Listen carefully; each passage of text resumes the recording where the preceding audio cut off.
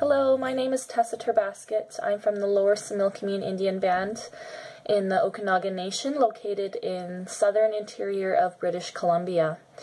I think it's important that today in Canada that everyone needs to recognize that colonization did happen and it had detrimental effects on our Indigenous communities, the residential school survivors, our youth, and our women. And it's time that we need to start having dialogue and conversations about what happened and how we're going to move together, both Indigenous and non-Indigenous people, and build a healthy relationship. Today I'm calling on action number 48 from the TRC Call to Actions, and I really encourage and challenge all spiritual faith and church groups here in Canada to stand in solidarity with our Indigenous people and to support our grassroots movements, especially in regards to the land and the water, because that's where we get our stories and our way of life from, is from the land.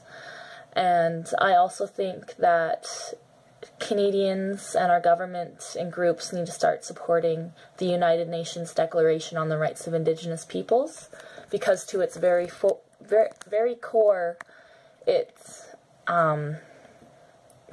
represents basic human rights that every Canadian should have access to in today's world.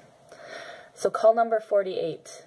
We call upon the church parties to the settlement agreement and all other faith groups and interfaith social justice groups in Canada who have not already done so to formally adopt and comply with the principles, norms, and standards of the United Nations Declaration on the Rights of Indigenous Peoples as a framework for reconciliation. This would include but not be limited to the following commitments. Number 1, ensuring that their institutions, policies, programs, and practices comply with the United Nations Declaration on the Rights of Indigenous Peoples. Number 2, respecting Indigenous peoples' right to self-determination in spiritual matters, including the rights to practice, develop, and teach their own spiritual and religious traditions, customs, and ceremonies, consistent with Article 12.1 of the United Nations Declaration of the Rights of Indigenous Peoples. Number 3, engaging in ongoing public dialogue and actions to support the United Nations Declaration on the Rights of Indigenous Peoples.